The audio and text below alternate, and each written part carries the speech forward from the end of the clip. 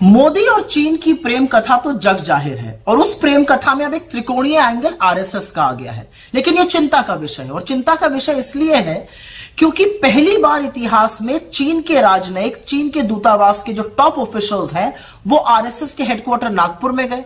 वो वहां क्यों गए? आरएसएस कोई राजनीतिक दल नहीं है, आरएसएस सरकार का हिस्सा नहीं है, आरएसएस तो अपने आप को गैर राजनीतिक दल, सांस्कृतिक दल बताता है। तो वहां पे क्या हुआ? और चिंता इसलिए है क्योंकि उस मीटिंग के कुछ ही दिनों बाद चीन के मुखपत्र ने मोदी जी की तारीफ में कसीदे पढ़े। यह अलग बात है कि बायां हाथ कुछ और कर रहा है, दाहिने को उसका पता ही नहीं है, क्योंकि अभी जनवरी 2024 में इस देश के विदेश मंत्री ने कहा चीन और भारत के रिश्ते सामान्य नहीं है। तो जब रिश्ते सामान्य नहीं है तो वहां पर चीन के दूतावास के लोग क्यों गए आरएसएस? यह अलग बात है कि यही विदेश मंत्री पिछले साल कह रहे थे कि हम छोटी इकोनॉमी है, हम बड़ी इकोनॉमी के साथ कैसे निपटेंगे। अपनी सेना के शौर्य और पराक्रम का अपमान करना कोई एस जयशंकर से सीख ले। लेकिन अब याद रखिए कि हुआ क्या है। अप्रैल मई 2020 के बीच में चीन घुसपैठ कर रहा था और 15 जून की वो सियाह रात 2020 की जब 20 जाबाजों की गलवान में शहादत हुई। यह अलग बात है कि 4 दिन बाद मोदी जी ने देश से सीधा सफेद सपाट झूठ बोला और बिना पलक झपकाए कहा कि कोई घुसा हुआ नहीं है। और कितनी बड़ी विडंबना है कि तब से 19 कोर कमांडर लेवल की बातचीत में, मीटिंग में चीन वही क्लीन चिट लेकर बार बार दोहराता है कि आपके प्रधानमंत्री ही कहते हैं कि कोई घुसा हुआ नहीं है। लेकिन इस दौरान क्या किया? इस दौरान मोदी सरकार ने हमारे पेट्रोलिंग पॉइंट, जहां तक हम गश्त करते थे, पेट्रोलिंग पॉइंट 10, 11, 12, 13, 14, 15, 16, उनको बफर जोन में डाल दिया। जिन रणनीतिक इलाकों पर हमने कब्जा किया था वहां से सेना को पीछे किया गया। और यही नहीं, सिर्फ 21 लोगों को इस देश में परमवीर चक्र मिला था, उसमें से एक मेजर शैतान सिंह थे जिनका स्मारक लद्दाख में बना हुआ था। उस स्मारक को भी बफर जोन में डाल दिया गया। और सिर्फ स्मारक बफर जोन में नहीं डाला गया, अब कहा जा रहा है उसको शिफ्ट किया जाएगा।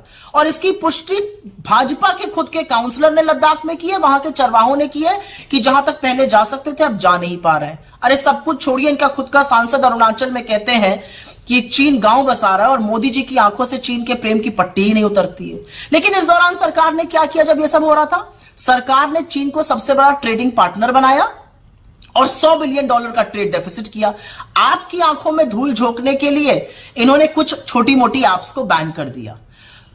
चीन के राष्ट्रपति से मोदी जी की करीब 18 मीटिंग हुई है, 30 बार आए गए हैं, वो अलग बात है। इन 18 मीटिंग्स में मोदी जी ने देश के हित के बारे में क्या बात की मैं नहीं जानती हूं।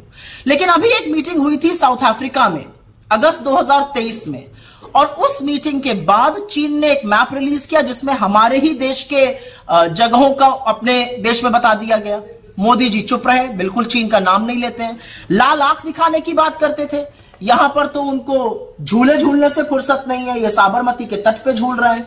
महाबलीपुरम में नारियल पानी पिलाने से फुर्सत नहीं है, यहां पर शहनाई सुनने से फुर्सत नहीं है।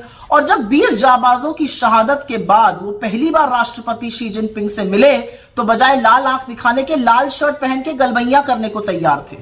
तो आज सवाल यह है कि आपकी मोहब्बत का जो चीन से खामियाजा है, उसका जो कॉस्ट है वो देश अदा कर रहा है, उसकी कीमत देश चुका रहा है। अब ये आरएसएस के साथ क्या खिचड़ी पक रही है ये समझना जरूरी है, क्योंकि हमारी भूभागीय अखंडता पर, हमारी संप्रभुता पर चीन अगर नजर उठाकर देखेगा तो उससे सेना निपट लेगी। लेकिन आप लोगों के बीच में क्या पक रहा है यह देश जानना चाहता है, और यह जवाब आपको भी देना पड़ेगा और यह नागपुर में बैठे हुए आरएसएस के लोगों को भी देना पड़ेगा।